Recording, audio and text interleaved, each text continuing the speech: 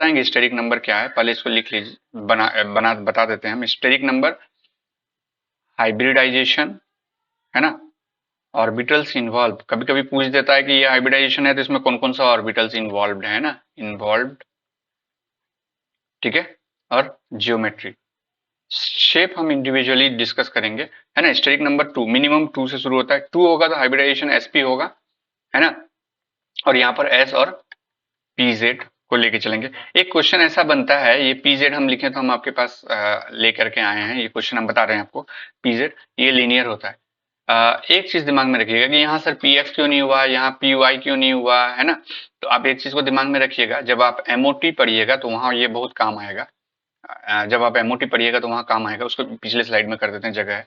तो जब आप MOT पढ़िएगा तो ये काम आएगा कि अ, होता है ना, जैसे नाइट्रोजन में हम लोग करते हैं कि 2px, 2px माने पाई एक्स पाई वाई, और फिर z को 2pz, सिग्मा z को जो है हम लोग ऊपर रखते हैं, है ना, इस तरह से।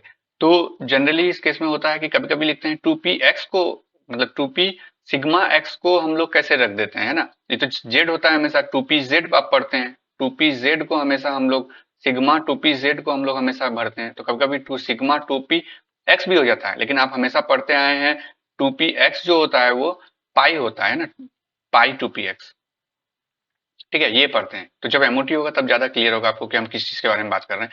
तो ये होता है कि आपको एक लाइन मेंशन किया हुआ रहेगा कि इंटर न्यूक्लियर एक्सिस के बारे में अगर मेंशन है कि हमारा इंटर न्यूक्लियर एक्सिस अगर x है तो 2pz नहीं होगा, हमारा सिग्मा 2px होगा, क्योंकि सिग्मा बॉन्ड जो इंटर न्यूक्लियर एक्सिस है, सिग्मा बॉन्ड क्या बनता है आपको बताइए। सिग्मा बॉन्ड हमेशा क्या बनता है, जब हेड टू हेड ओवरलैपिंग होता है, ये हेड टू हेड ओवरलैपिंग हो रहा है। पाई कब बनता है, जब पाई बनता है आपका ऐसे लेटरल ओवरलैपिंग, है ना, लेटरल ओवरलैपिंग। तो अगर ये कह दे कि इंटर न्यूक्लियर एक्सिस हमारा एक्स है, मतलब ये एक्सिस हमारा जो है अगर एक्स है, तो सिग्मा 2p का एक्स होगा, क्योंकि सिग्मा बॉन्ड कौन बना रहा है, 2p एक्स, है ना।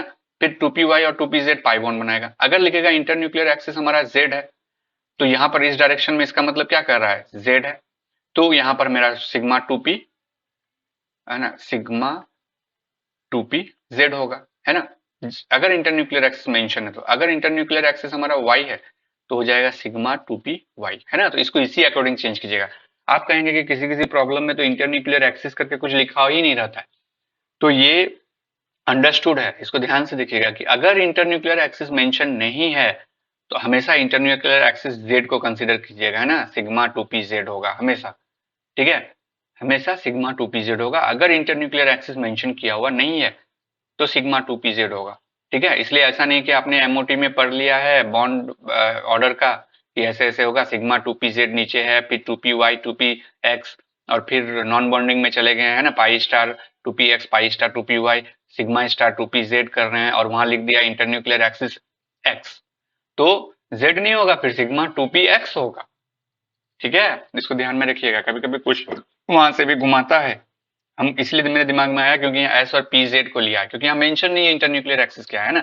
अगर यहाँ मेंशन है इंटरन्यूक्लियर एक्सिस हमारा एक्स है तो यहाँ एस और पी एक्स होगा, अगर इंटरन्यूक्लियर एक्सिस वाई है तो एस और पी वाई होगा, ठीक है। तो यहाँ जब कुछ मेंशन नहीं है तो हम लोग मान के चलते हैं कि एस और इंटरन्यूक्लियर एक्सिस हमारा जेड है, इसलिए पी जेड, करेक्ट,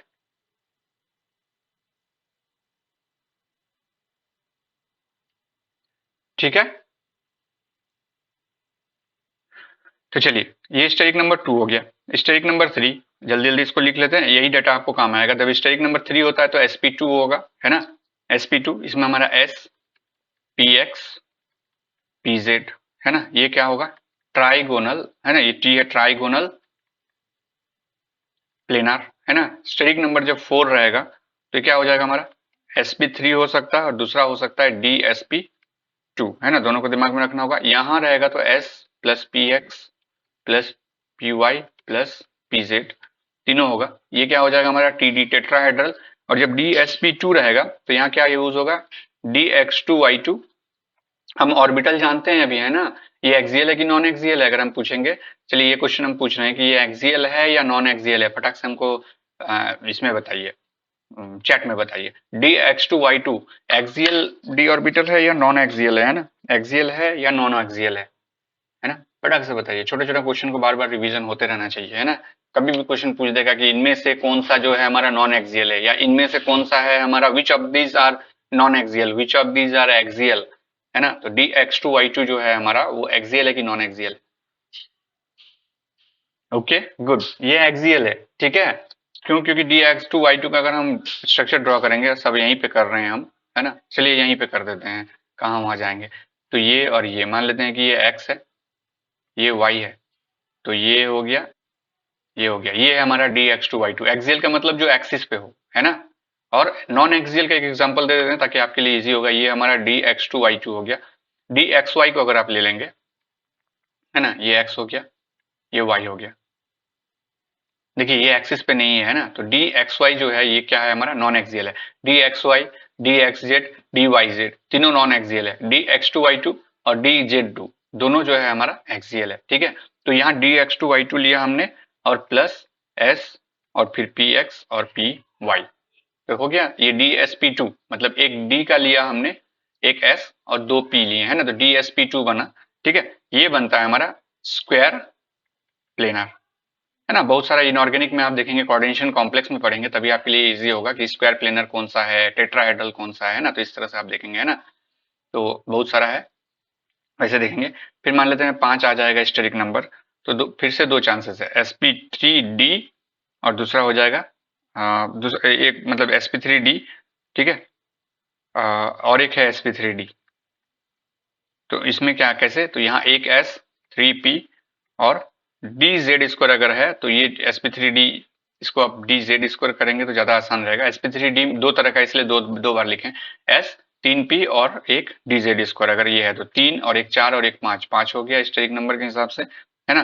तो इसका इसका जो ज्योमेट्री है वो क्या रहेगा, TBP, मतलब ट्राइगोनल बाइपिरामिडल, है ना। और यहाँ पर क्या रहेगा, s 3p और dx2y2 रहेगा, है ना।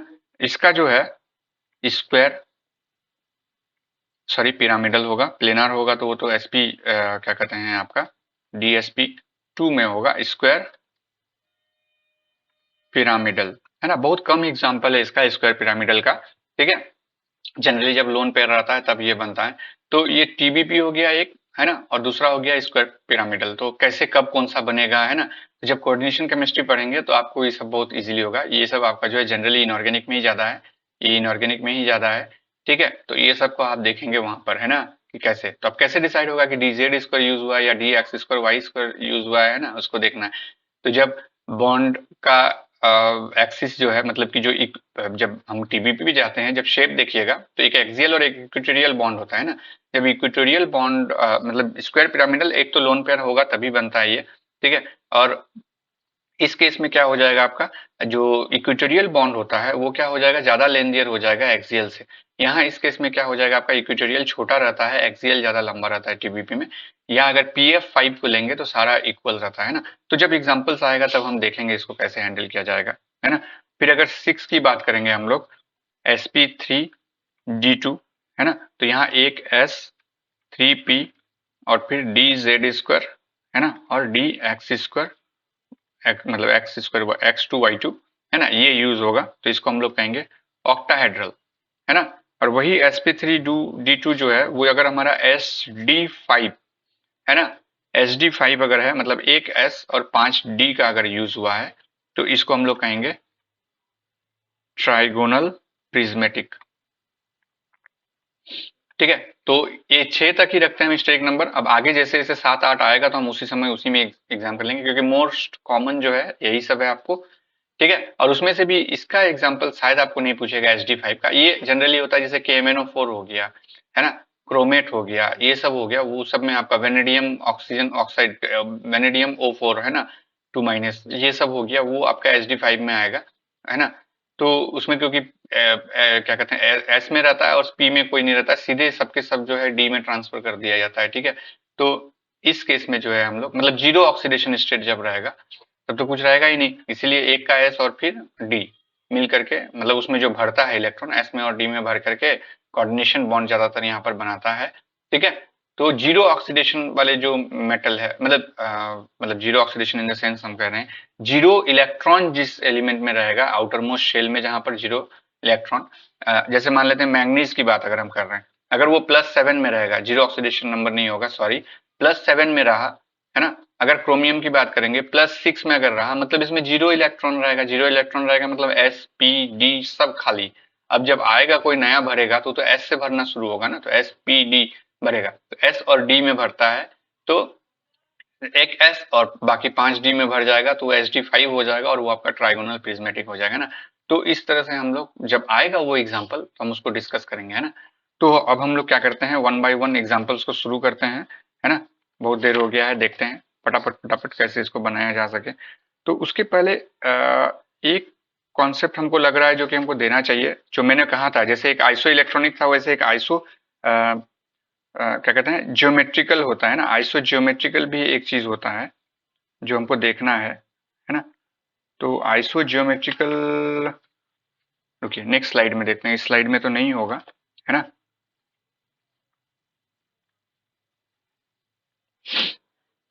ठीक है, तो मान लेते हैं कि हमारे पास है दो sp2, या फिर मतलब इसको लिख लेते हैं पहले, आइसो जियोमेट्रिकल, है ना।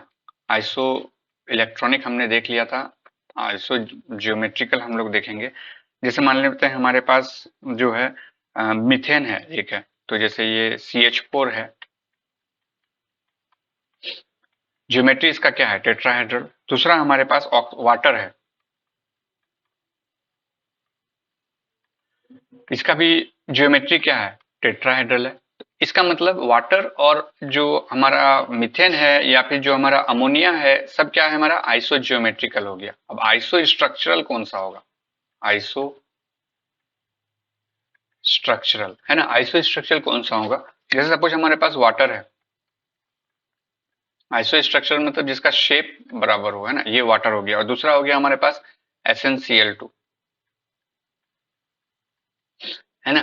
तो देखिए, ये अगर ज्योमेट्री की बात करेंगे तो ये ज्योमेट्री में क्या होगा, टेट्राहेड्रल। इसकी ज्योमेट्री की अगर बात करेंगे तो इसका ज्योमेट्री क्या होगा, ट्राइगोनल प्लेनर, है ना। ज्योमेट्री की बात करेंगे तो ज्योमेट्री में लोन पेयर इंक्लूडेड रहता है, शेप में लोन पेयर को हम लोग हटा देते हैं ना।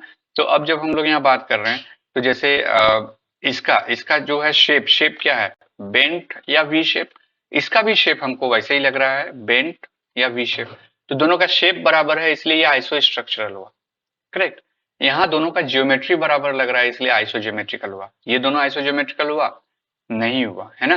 तो इसको दिमाग में रखेंगे, कौन सा आइसोज्योमेट्रिकल है, कौन सा ये है आइसो स्ट्रक्चरल है, कौन सा आइसो इलेक्ट्रॉनिक है ना। तो ये सबको आप दिमाग में रखेंगे, ठीक है। तो ये हो गया। अब सीधे जो है हम लोग एग्जाम्पल 1 बाय 1 शुरू करते हैं। उसके पहले हम जो स्टेरिक नंबर आपको दिए थे, तो स्टेरिक नंबर कैसे निकालते हैं वो बता रहे हैं। स्टेरिक नंबर निकालने का तरीका होता है, ये एक फॉर्मूला है 1/2, है ना, और V plus M minus C plus A। इसको जान लीजिएगा कि क्या है, V क्या है, ये सेंट्रल एटम, मतलब जैसे ऑक्सीजन है यहाँ, तो ऑक्सीजन का वैलेंस इलेक्ट्रॉन, यहाँ कार्बन है सेंट्रल में, तो कार्बन का वैलेंस इलेक्ट्रॉन, यहाँ ऑक्सीजन है, ऑक्सीजन का वैलेंस इलेक्ट्रॉन, यहाँ टीन है, तो टीन का वैलेंस इलेक्ट्रॉन, है ना। तो ये हो गया आपका वैलेंस इलेक्ट्रॉन, ठीक है। फिर ये क्या हो गया, M क्या हो गया, यहाँ पर M हो गया आपका मोनोवैलेंट, है ना। मोनोवैलेंट एलिमेंट जो उसके साथ लगा हुआ है, मोनोवैलेंट साइड एटम, है ना। तो ये जैसे मोनोवैलेंट है, यहाँ पर ये मोनोवैलेंट है हाइड्रोजन, ये हाइड्रोजन मोनोवैलेंट है। अब मोनोवैलेंट कौन सा नहीं है, तो यहाँ देखते हैं एक एग्जांपल, जैसे कार्बन डाइऑक्साइड, है ना। तो कार्बन का जो वैलेंस इलेक्ट्रॉन कितना है आपका, इस कार्बन का, तो इसका कितना है 4, ठीक है। और मोनोवैलेंट जो साइड एटम कितना है, तो ये मोनोवैलेंट नहीं है ना, ऑक्सीजन क्या है हमारा डाइवैलेंट है, तो यहाँ पर 0 हो जाएगा मोनोवैलेंट की जगह में, है ना। और सी क्या है, कैटाइन। मॉलिक्यूल के ऊपर कितना चार्ज है, पॉजिटिव है उतना लिखिए यहाँ पे। ये है एनाइन, मतलब मॉलिक्यूल के ऊपर कितना एनाइन है, 1 है 2 है 3 है जो भी है, इसको यहाँ लिखिए। जैसे हो गया आपका BF4 माइनस, तो यहाँ पर एक एनाइन है तो एनाइन जुड़ जाएगा, है ना, ठीक है। उसी तरह से आप इसको बनाएंगे, ठीक है। तो हम लोग स्टार्ट करते हैं स्टेरिक नंबर से। तो सबसे पहले स्टेरिक नंबर 2 का अगर हम लोग शुरू करते हैं कि स्टेरिक नंबर 2 में, जैसे हम आपको एग्जांपल दे दिए कि बेरिलियम F2, है ना, ये तो हम लोग ऑलरेडी बना लिए थे। लेकिन अगर इस प्रोसेस से अगर हम लोग बनाएंगे, यहाँ से आप क्या क्या बता सकते हैं, सबसे पहले देखिए सबके लिए बनाना है, हाइब्रिडाइजेशन बता सकते हैं आप, इसमें बता सकते हैं कितने लोन पेयर प्रेजेंट है, आप इसमें बता सकते बॉन्ड पेयर तो यहाँ देखकर ही बता सकते हैं, हाइब्रिडाइजेशन बता सकते हैं, लोन पेयर बता सकते हैं, आप इसमें बता सकते हैं इसका ज्योमेट्री क्या है, आप इसमें बता सकते हैं इसका शेप क्या है। तो ये सारा चीज बता सकते हैं जब आप इसको कैलकुलेट करेंगे, है ना। तो आप जब इसको निकालेंगे तो इसमें क्या करेंगे, जैसे मान लेते हैं इसका निकालना है बेरिलियम F2, तो जैसे बेरिलियम का स्टेरिक नंबर सबसे पहले निकालेंगे, स्टेरिक नंबर 1/2। अब देखिए बेरिलियम का कितना होता है आउटर मोस्ट शेल में इलेक्ट्रॉन, है ना, तो 2 प्लस मोनोवेलेंट कितना जुड़ा है, फ्लोरीन तो मोनोवेलेंट है, डबल बॉन्ड तो नहीं बनाता है, तो 2 मोनोवेलेंट माइनस कितने कैटाइन, कोई चार्ज यहाँ पर है, कैटाइन है नहीं है, प्लस एनाइन, कितने एनाइन है, कोई चार्ज है एनाइन का नहीं है, तो 0। ठीक है, अब इसको सॉल्व कीजिए 1/2 और यहाँ पर कितना हो गया 2 और 2 4। ठीक है, ये 2 इस 4 के साथ कैंसिल हो गया, तो ये 2 हो गया, तो 2। अब 2 मतलब हमारा क्या होगा, स्टेरिक नंबर 2 का हमने बनाया था, स्टेरिक नंबर 2 में हमारा क्या आ रहा है sp, स्टेरिक नंबर 2 में हमने सीधे लिख दिया कि ये sp हाइब्रिडाइजेशन है ना।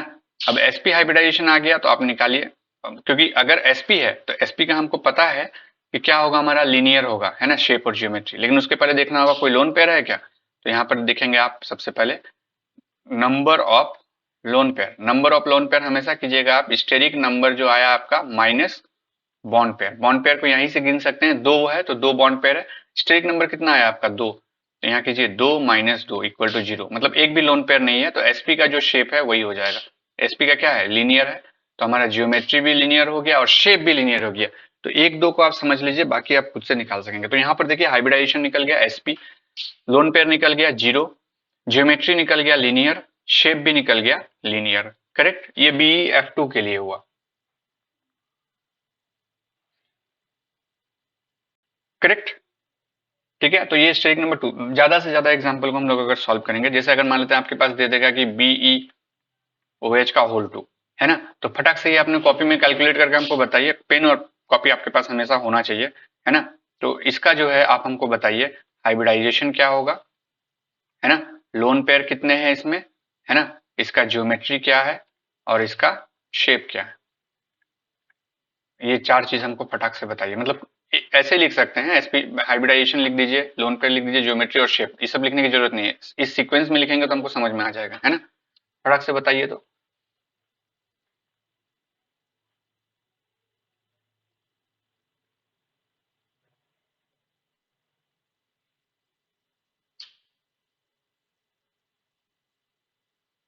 बस 1 मिनट इंतजार करेंगे, आंसर दीजिएगा तो ठीक है, नहीं तो हम खुद से कर देंगे, है ना, क्योंकि ज्यादा देर इंतजार करेंगे तो फिर मुश्किल हो जाएगा।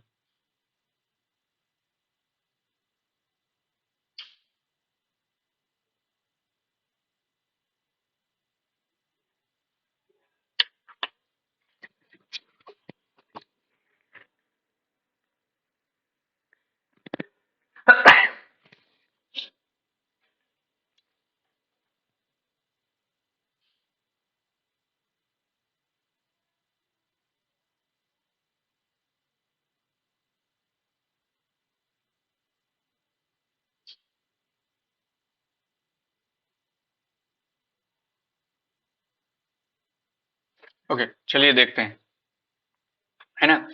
तो यहाँ पर BeOH है, तो इसको अगर हम बनाएंगे, बेरिलियम हमें पता है ना, इस तरह से बनाएगा OH OH, अगर आपको ये पता भी नहीं है तो सीधे स्टेरिक नंबर निकाल लीजिए, पहले ये बनाने के पहले आप सीधे स्टेरिक नंबर निकालने चाहिए 1/2, है ना, बेरिलियम का कितना वैलेंस इलेक्ट्रॉन है 2, प्लस यहाँ मोनोवेलेंट कितना है 2, OH है ना, सिर्फ ऑक्सीजन रहता तो डाइवेलेंट होता, लेकिन OH मोनोवेलेंट होता है ना, तो यहाँ कितने मोनोवेलेंट है 2, कैटाइन कितना है ना, एक भी नहीं है, एनाइन कितना है, एक भी नहीं है। ठीक है, तो ये कितना हो गया आपका 1/2 इंटू 4, तो यहाँ 2 हो गया, ये भी हमारा SP हो गया, ये भी हमारा SP हो गया। अब हमें देखना होगा लोन पेयर कितने हैं, नंबर ऑफ लोन पेयर, तो स्टेरिक नंबर माइनस, शुरू का कुछ क्वेश्चन को फॉर्मूला लिख लिख के प्रैक्टिस कीजिएगा, आपको अलग से फॉर्मूला याद करने की जरूरत नहीं पड़ेगी, है ना। तो स्टेरिक नंबर कितना है मेरा 2, बॉन्ड कितना दिख रहा है हमको 2 दिख रहा है, 2 माइनस कर दीजिए, 0 लोन पेयर हो गया, ये भी हो गया, ये भी हो गया, आंसर हो गया। अब ज्योमेट्री, जब 0 लोन पेयर है तो SP है, तो ये लीनियर होगा और शेप भी हमारा लीनियर होगा, है ना, तो ये होगा इसका structure, correct, SP 0 lone pair linear linear, good, है ना।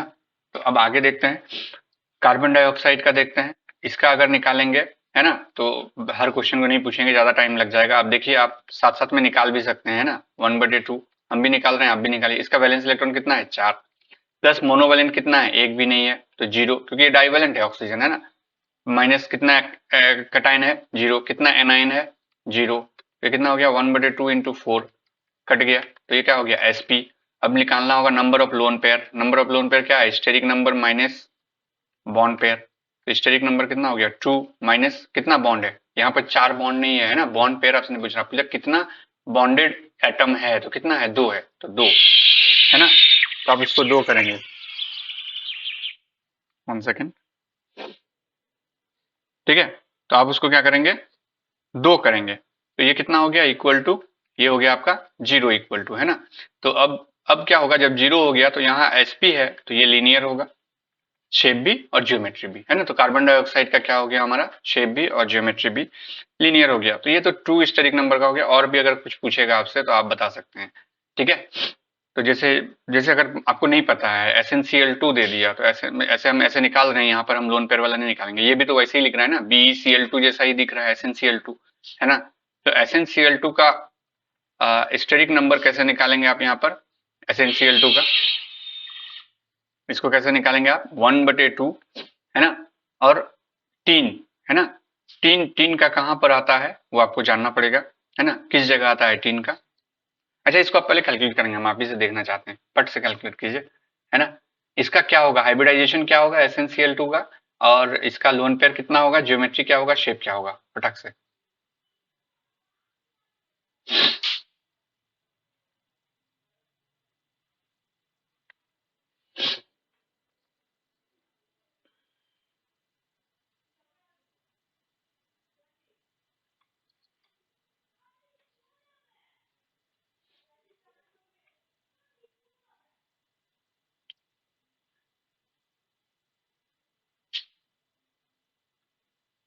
सिर्फ 5 तक गिनूंगा और फिर मैं आंसर दे दूंगा, है ना।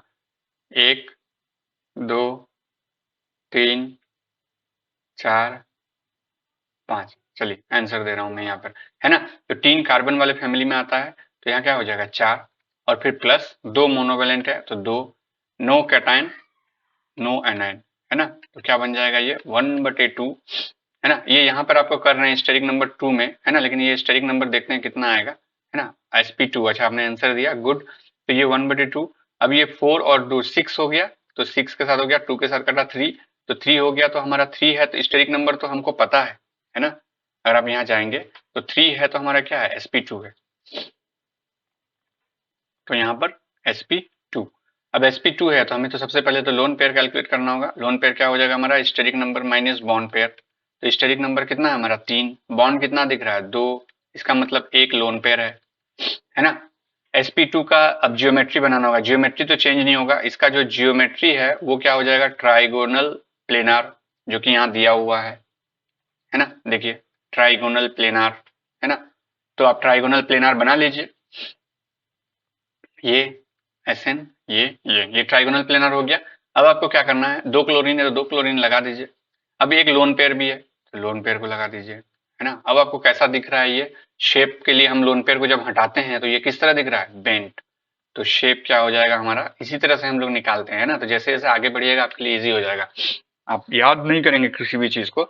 जियोमेट्री तो डायरेक्ट जो आपका यहाँ हाइब्रिडाइजेशन है वहां से लिख लेंगे, और उस ज्योमेट्री को बना लेंगे यहाँ पे, है ना। एक इसको अगर सॉलिड लाइन भी नहीं देना है तो dot dot dot dot line दे करके आप बना लेंगे, और जितने बॉन्ड है पहले बॉन्ड को भर लेंगे, और फिर यहाँ लोन पेयर जो कैलकुलेट किया फिर लोन पेयर को भर लेंगे, फिर आप बॉन्ड एंगल को अरेंज कर लीजिएगा, जहां लोन पेयर है वहां से आप इसको थोड़ा सा और आगे की ओर धक्का दे देंगे, इसको थोड़ा सा और आगे की धक्का दे देंगे। ये 120 डिग्री नहीं होगा, ऑब्वियसली 120 डिग्री नहीं होगा, है ना, क्योंकि यहाँ रिपल्शन है, यहाँ रिपल्शन है, ठीक है। तो अब शेप क्या हो गया हमारा, ये बेंट। तो इसी तरह से हम लोग निकालते हैं ना।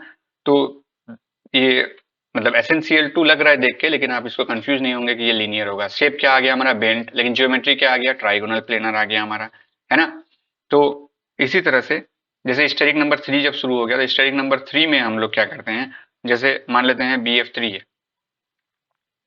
स्टेरिक नंबर निकालेंगे 1/2, है ना। बोरोन का कितना होगा, 3, 3 मोनोवेलेंट है, 3 मोनोवेलेंट, कैटाइन एनाइन कुछ नहीं है, तो 3 और 3 6, 6, है ना, 3 हो गया तो कितना हो जाएगा sp2। ज्योमेट्री क्या हो जाएगा, ज्योमेट्री हो जाएगा आपका ट्राइगोनल प्लेनार, है ना। अब शेप देखने के लिए हमें निकालना होगा कि कितना लोन पेयर है, तो स्टेरिक नंबर कितना है 3 माइनस बॉन्ड कितना है 3, तो 0, तो मतलब कोई लोन पेयर नहीं है, तो हमारा शेप भी क्या हो जाएगा ट्राइगोनल प्लेनार, है ना। तो अब जल्दी जल्दी आगे बढ़ेंगे क्योंकि मेन है कि हमको जो ये प्रॉब्लम लगेगा उसको हम आपसे पूछेंगे। आप इसका बना दीजिए तो CH3 प्लस का, इसका हाइब्रिडाइजेशन लोन पेयर तो इसमें दिख ही रहा है, नहीं होगा तो आप जस्ट हाइब्रिडाइजेशन और शेप बता दीजिएगा, जियोमेट्री बता दीजिए, ये चीज है ना, hybridization, lone pair, geometry, shape, है ना, ये 4 चीज। थोड़ा सा स्लो इसको ले जाएंगे। अच्छा, एंगल, एंगल भी आपने बताया, गुड, है ना, बेंट है, ज्योमेट्री ट्राइगोनल है, गुड,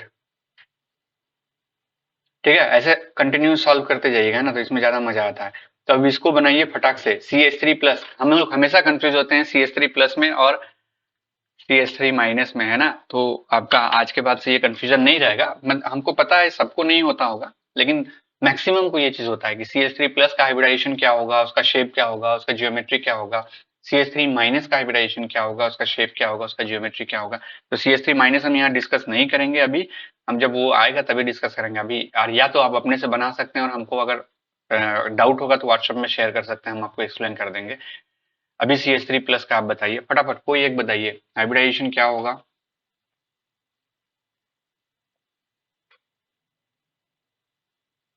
एक लोन पेयर के हिसाब से आपने माइनस कर लिया, गुड।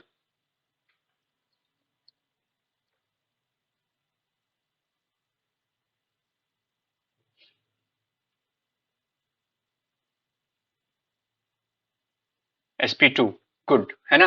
तो देखिए कैसे होगा, CH3 का जो है स्टेरिक नंबर अगर हम निकालेंगे तो 1/2, कार्बन का कितना होता है 4, है ना। कितना मोनोवैलेंट जुड़ा हुआ है इसमें 3, और इसमें कैटाइन कितना जुड़ा हुआ है, कैटाइन को हम लोग माइनस में लिखते हैं ना, फॉर्मूला देखिए।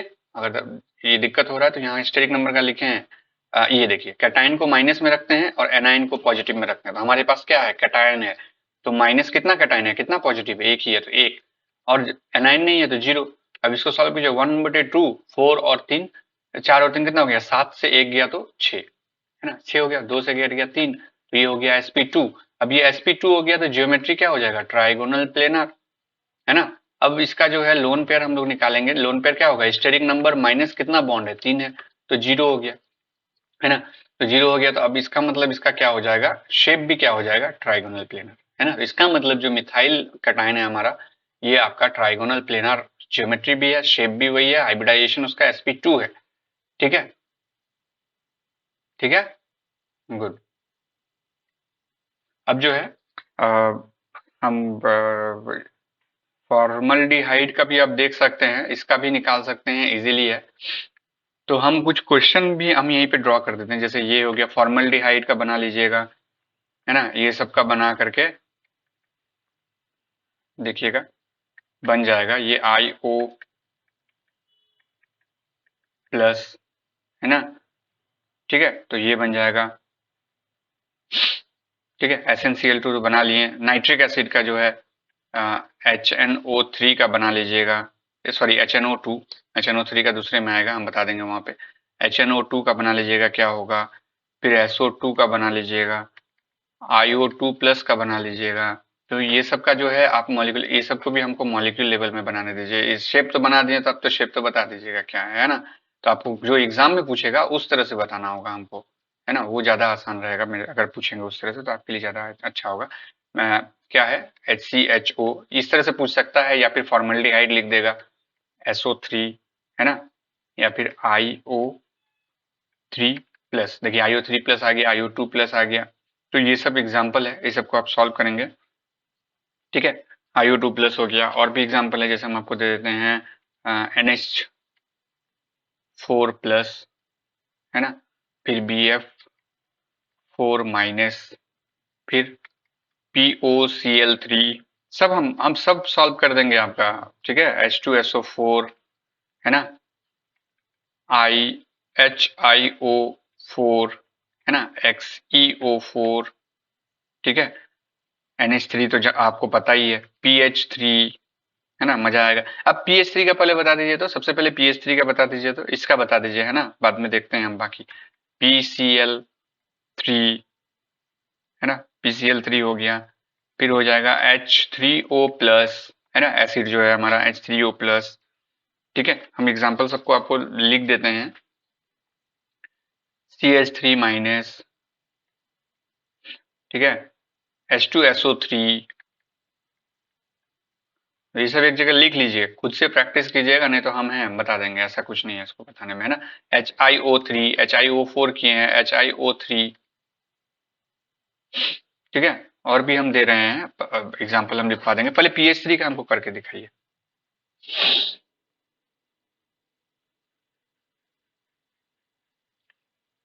ना, पहले हमको PH3 का करके दिखाइए, ठीक है।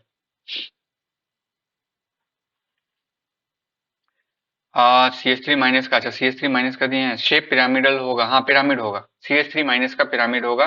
वो sp3 हो रहा है ना, जो नेगेटिव है उसको हम लोग लोन पेयर की जगह रख देते हैं ना, तो वो आपका जो है वहां पर रहेगा, ज्योमेट्रिकल उसका टेट्राहेड्रल होगा CH3- का, ठीक है। स्टेरिक नंबर जब निकालेंगे तो 4 कार्बन का हो जाएगा, 3 हाइड्रोजन है तो 4 और 3 7, और एक एनाइन है उसमें, तो एनाइन उसमें क्या होता है, जुड़ जाता है, तो 7 और 1 8 हो गया, 2 से डिवाइड हो जाएगा तो 4, तो sp3 हो गया। अब sp3 हो गया तो आप क्या करेंगे, उसका जियोमेट्रिक हो गया टेट्राहेड्रल, टेट्राहेड्रल ड्रॉ करेंगे, 3 हाइड्रोजन रहेगा और एक एनाइन जो है वो ऊपर की रहेगा, है ना, ऊपर की ओर रहेगा, ठीक है। तो शेप हो जाएगा इसका पिरामिडल। sp3 1 टेट्राहेड्रल पिरामिड, ये किसका बताएं, PH3 का बताएं क्या? अगर PH3, यस और नो कीजिए एक बार, PH3 का बताएं क्या, ये PH3 का बताएं क्या? सिर्फ एक आप दे रहे हैं, बाकी सब वीडियो ऑन करके भाग गए हैं क्या? बाकी सब वीडियो ऑन करके भाग गए क्या? एक बार रिप्लाई तो कीजिए, है ना, ट्राई कीजिए सॉल्व करने का, गलत होगा कोई दिक्कत नहीं है ना, सही होगा गलत। अच्छा, आपने PH3 का ये बताया, और एक के पास से हमको आंसर चाहिए, PH3 का क्या होगा? देखिए कैसे आप यहाँ पर प्रॉब्लम हो जा रहा है, हम इसलिए जानबूझ के हम इसको दिए, जरूर इसमें कुछ होगा इसलिए। PH3 का जो आपने बताया वो रॉन्ग हो गया, है ना, तो हम लोग पहले PH3 को, इसलिए हम चाहते हैं कि जो आपसे नहीं होगा उसको हम लोग डिस्कस करेंगे। PH3 का क्या होगा, ये एक्चुअली आपको अगर ये वर्ड सुनेंगे, ड्रैगोस मॉलिक्यूल, है ना। PH3 में क्या होता है, देखिए बाकी जो एग्जांपल है, जैसे CH4, आप अमोनिया के साथ कंपेयर कर रहे हैं तो अमोनिया के साथ ही कर देते हैं। NH3 में कौन कौन सा ऑर्बिटल इन्वॉल्व हो रहा है, आप बताइए। NH3 में जो हाइब्रिडाइजेशन हो रहा है, जो भी इन्वॉल्व हो रहा है, वो तो आपका एक तो टू शेल नंबर 2, और हाइड्रोजन जो उसमें लग रहा है वो 1s लग रहा है ना। लेकिन जो PH3 आप बोल रहे हैं, PH3 में क्या होता है, फास्फोरस, फास्फोरस कौन सा हो गया, थर्ड शेल में आ रहा है ना, तो थर्ड शेल में है, तो थर्ड शेल का 1s के साथ बहुत ही ज्यादा दिक्कत होता है ना। इसलिए जो है वो, मतलब कि देखिए हाइब्रिडाइजेशन किस लिए होता है, हमने एकदम स्टार्टिंग स्लाइड में हम जा रहे हैं कि जनरली सबका हाइब्रिडाइजेशन हमको नहीं निकाल देना है। हम कहाँ पढ़ रहे थे कि क्यों पढ़ रहे हैं हम हाइब्रिडाइजेशन, इस जगह में, है ना, एकदम यहाँ आइए, देखिए हाइब्रिडाइजेशन हम पढ़ रहे थे, देखिए ये क्वेश्चन यहाँ आ जाएगा कि वो ड्रैगो मॉलिक्यूल क्यों है, PH3 में कोई हाइब्रिडाइजेशन नहीं होता है ना, तो वो हाइब्रिडाइजेशन में क्यों नहीं पार्टिसिपेट करेगा, देखिए एक तो S नॉन डायरेक्शनल होता है, उसको डायरेक्शनलिटी चाहिए इसलिए P के साथ मिक्स होता है।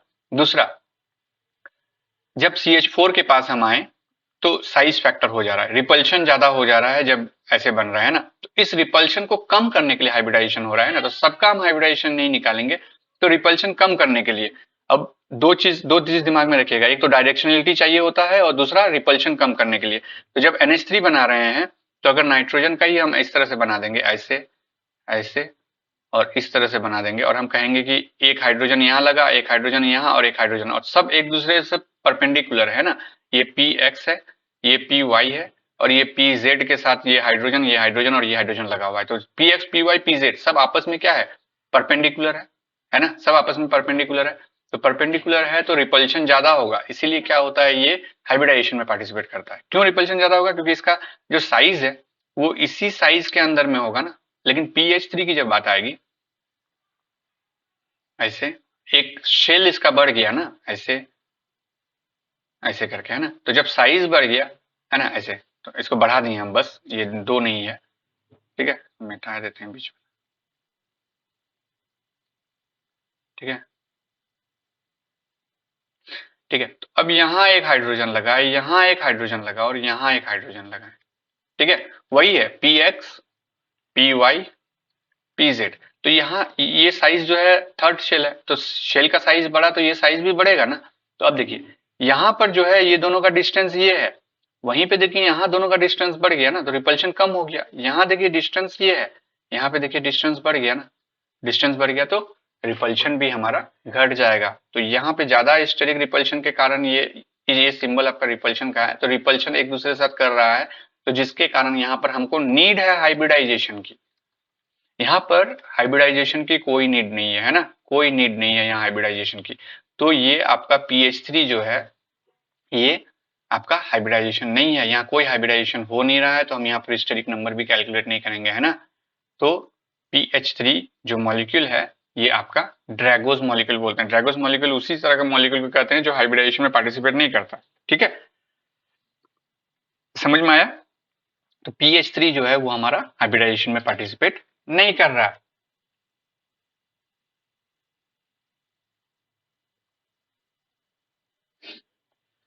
करेक्ट। तो अब जो है बाकी मॉलिक्यूल्स का जो है आप एक बार अपने से तैयार प्रैक्टिस कीजिएगा, या फिर हम इसको बताएं वन वन। फॉर्मिक एसिड मतलब फॉर्मल्डिहाइड है, SO3 है, IO3 माइनस, IO3 प्लस है, HNO2 है, SO2 है, IO2 प्लस है, NH4 प्लस है, BF4 माइनस है, BOCl3 है, H2SO4 है, HiO4 है, XeO4 है, PCl3 है, H3O प्लस, CH3 माइनस, ये तो हो ही गया है ना। H2SO4, HiO3, जहां सेंट्रल एलिमेंट है उसी का हाइब्रिडाइजेशन आप निकालेंगे ना। ठीक है, तो इस तरह से आप निकालेंगे। और भी एग्जांपल दे दूं या फिर इतना एग्जांपल पहले कीजिएगा, पहले ये हमको बताइए। और भी एग्जांपल दे दूं या इतना एग्जांपल पहले कीजिएगा, ताकि एक भी एग्जांपल आपका छूटे नहीं एग्जाम से। क्या बोलते हैं आप? सम मोर एग्जांपल्स, जैसे वाटर होता है, आपका क्या होता है H2O, तो H2O ले लीजिए, H2O है ना। जैसे H2O है उसी तरह आप मतलब सॉरी H2, जैसे देखिए वाटर हो गया ना, इसमें आते हैं H2 है तो H2S, ये भी ड्रैगोस मॉलिक्यूल हो गया। आप नाइट्रोजन वाले फैमिली में जैसे फास्फोरस है, आर्सेनिक का जो बनेगा वो ड्रैगोस मॉलिक्यूल होगा। फिर आप ऑक्सीजन में आ जाएं तो सल्फर, सल्फर से नीचे जो जाएगा, लेकिन हाँ ये बनना चाहिए, होता क्या है कि ये बनना चाहिए आपका 1s के साथ, सिर्फ हाइड्रोजन के साथ जब रहेगा तभी ड्रैगोस मॉलिक्यूल होगा, है ना। अगर ये 2s किसी के साथ जुड़ रहा है ये फास्फोरस, जैसे PCl, तो PCl5 होगा, उसका हाइब्रिडाइजेशन होगा, है ना, यहाँ ड्रैगोस मॉलिक्यूल नहीं होगा।